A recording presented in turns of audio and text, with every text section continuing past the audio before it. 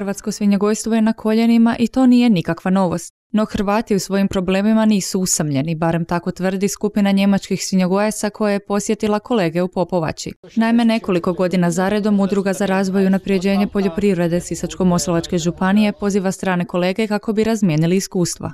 Was ich bisher in den letzten 8 Jahren, ich war schon mehrmals hier in Kroatien. Mi dolazimo već 8 godina u Hrvatsku i donosimo znanje, pokušavamo pomoći hrvatskim poljoprivrednicima da poboljšaju ishranu svinja i radimo posebno u području Slavonskog Broda, Đakova i Osijeka i donosimo dakle iskustva i znanje iz europskih zemalja koje su vrlo jake na području uzgoja svinja, a to su Njemačka, Belgija, Nizozemska, Danska.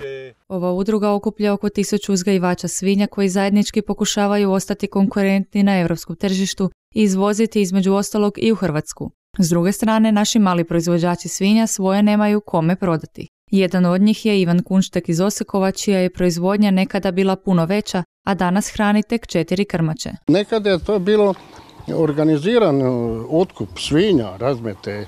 A i mi smo se i onda žalili, ja velim, ali onda smo morali pevati, sad se moramo žaliti. Stvarno je došlo na niske grane. Ono što je dodatno zatreslo domaće uzgajivače, bilo male ili velike, jest ukidanje sustava poticanja. Naime, samo krmače imaju pravo na državne poticaje. No, kaže Willy Grün, sustav poticanja ne ide na ruku ni njemačkim svinjogojcima. Es ist so, dass in der EU und auch in Deutschland Mi u Njemačkoj nemamo izravne potpore za uzgoj svinja, već dobijamo potpore ovisno o površinama, tako da se i kod nas znalo događati zadnjih godina da proizvođači prasaca moraju prodavati svinje ispod proizvodne cijene. Mi kao Europska unija i posebno ove 4 zemlje, Belgija, Nizozemska, Njemačka i Danska, mi nastupamo zajednički na cijelom svjetskom tržištu i konkurencija su nam Amerika, dakle Sjedinjene Američke Države i Brazil i uglavnom se usmjeravamo na azijsko tržište, dakle Japan, Kina,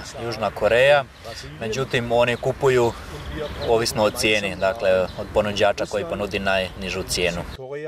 I dok oni rade na tome da izvoze, iako po težim uvjetima nego što je to bilo ranije, prema podacima Europske komisije, Hrvatska je 2011. iz Europske unije uvezla čak 70,7 tisuća tona svježe i smrznute svinjetine, masti, živih svinja i ostalog. Time se svrstala na 10. mjesto na popisu zemalja koje uvoze svinjetinu iz Europske unije. U najmanju ruku paradoksalno, kaže Robert Zobel iz Udruge za razvoj i unapređenje poljoprivrede Sisačko-moslavačke županije. Stanje svinjogojstva u Hrvatskoj je katastrofalno, ne može biti lošije. Stanje općenito stočarstva u Hrvatskoj je katastrofalno i ako se nešto ubrzo ne promijeni, bojim se da nam prijeti jedna kolektivna glad.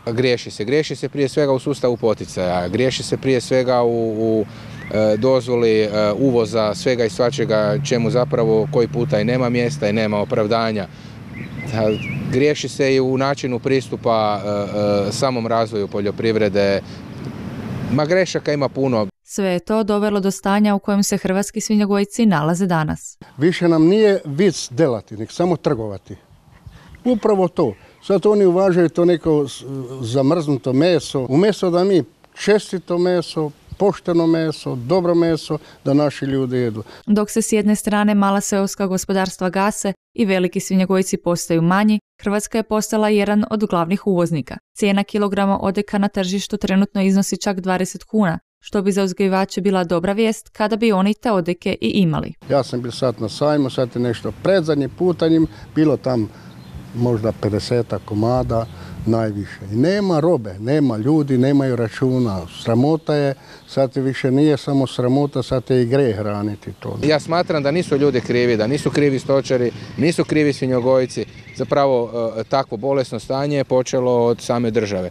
Da li će netko vidjeti ovaj prilog, da li će možda netko poslušati savjete stranih stočara sa nivoa države, to tek trebamo vidjeti. Proizvodnja je skupa, a poticaja kao ni tržišta nema, kaže ovaj svinjogojac. Skupo je to. Razumijete, sad vam je proizvodnja, umjetni gnoj da ne pričamo. To je prešar astronomski gore, razumijete. Nafta, sve. I to je jako skupa proizvodnja. No slični problemi muče i europske svinjogojce.